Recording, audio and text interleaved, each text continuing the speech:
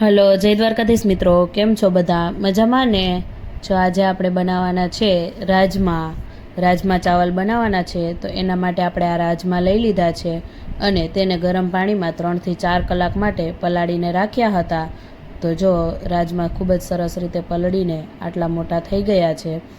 તો હવે આપણે તેને લઈ લેશું, સારી રીતે ધોઈ લેશું અને પછી આપણે રાજમા ચાવલ બનાવવાનું શરૂ કરશું. તો વિડીયોમાં છેલ્લે સુધી બન્યા રહેજો અને ચેનલમાં નવા હોય તો સબસ્ક્રાઈબ પણ જરૂરથી કરી દેજો. તો રાજમાને આપણે બાફવા માટે સૌથી પહેલાં કુકરમાં પાણી ગરમ કરવા મૂકી દીધું છે અને તેમાં મીઠું એડ કરી દીધું છે. ત્યાર પછી આપણે આ રાજમાને પણ ધોઈ લીધા છે અને હવે આપણે તેને બાફવા માટે કુકરમાં એડ કરી દઈશું અને ઢાંકણ બંધ કરી 3 થી 4 સીટી કરી લેશું. હવે જ્યાં સુધીમાં સીટી થાય છે ત્યાં સુધીમાં આપણે ભાતને પણ બાફવા મૂકી દઈશું. તો એના માટે પણ આ પાણી ગરમ કરવા મૂકી દીધું છે અને તેમાં મીઠું એડ કરી અને આપણે આ બાસમતી ચોખા તેમાં નાખી દીધા છે બાફવા માટે.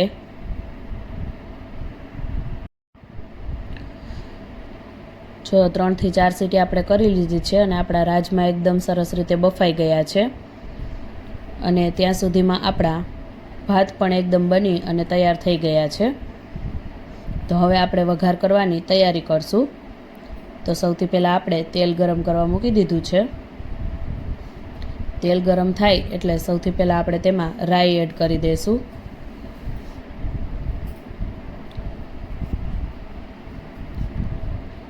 રાઈ ફૂટી જાય એટલે પછી જીરું એડ કરી દઈશું.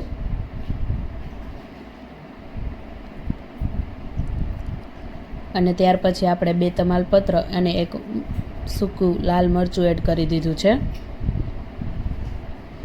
અને આ આદુ મરચાં અને લસણની આપણે પેસ્ટ કરીને રાખી હતી એને એડ કરી દીધી છે. હવે તે થોડુંક તેલમાં તતડી જાય એટલે ત્યાર પછી આપણે આ 1 ડુંગળી સુધારીને લઈ લીધી છે તેને આપણે એડ કરી દઈશું. ડુંગળીને આપણે થોડીવાર માટે ચડવા દઈશું.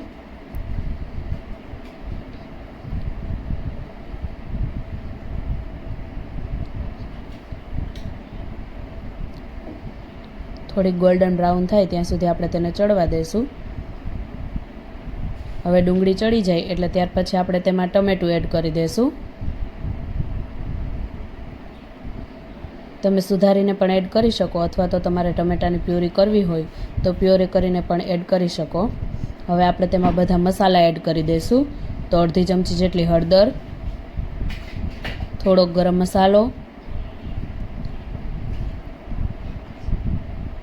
ત્યાર પછી સ્વાદ પ્રમાણે મીઠું અને 1 ચમચી જેટલો આપણે ધાણા જીરું પાવડર એડ કરી દઈશું.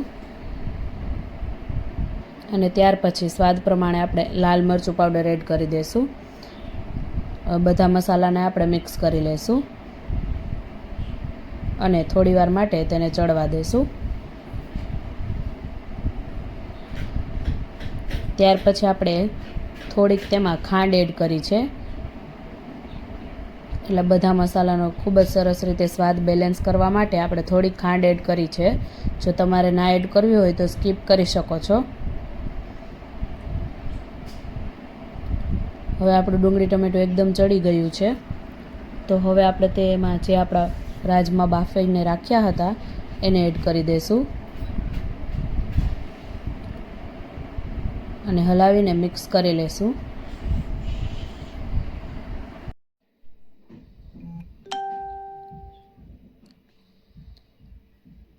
બધા મસાલાને આપણે રાજમા સાથે સરસ રીતે મિક્સ કરી લઈશું.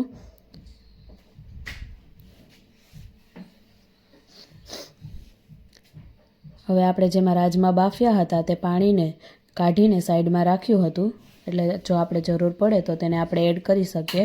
આપણે થોડુંક તેમાં પાણી એડ કરી દઈશું એટલે સરસ આપણું એકદમ ગ્રેવીવાળું શાક થઈ જશે. અને પાણી એડ કરી અને આપણે થોડીવાર માટે તેને કૂક થવા દઈશું એટલે બધા મસાલા રાજમામાં એકદમ સરસ રીતે મિક્સ થઈ જાય. તો જો હવે આપણા રાજમા બની અને એકદમ તૈયાર થઈ ગયા છે. તો ગેસની ફ્લેમને આપણે બંધ કરી દઈશું અને ત્યાર પછી આપણે તેમાં ઉપરથી થોડોક લીંબુનો રસ એડ કરી દઈશું જેથી જે આપણો શાક નો સ્વાદ છે તે ખૂબ જ સરસ આવે. અને લીલા ધાણા પણ એડ કરી દઈશું.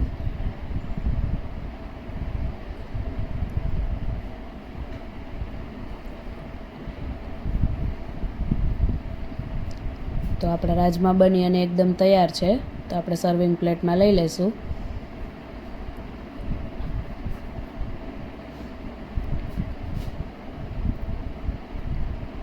તો તૈયાર છે આપણા રાજમા ચાવલ. ખૂબ જ ટેસ્ટી બની અને તૈયાર થાય છે.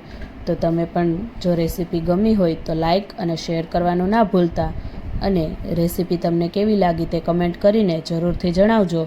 વિડીયો ગમે તો લાઈક, શેર અને સબસ્ક્રાઈબ જરૂરથી કરી દેજો. અને હજી સુધી જો ચેનલમાં નવા હોય અને ચેનલને સબસ્ક્રાઈબ ના કરી હોય તો ચેનલને સબસ્ક્રાઈબ પણ જરૂરથી કરી દેજો. આવા અવનવા બીજા ગુજરાતી વાનગીઓના વિડીયો જોવા માટે એકવાર અમારી ચેનલની અવશ્ય મુલાકાત લેજો.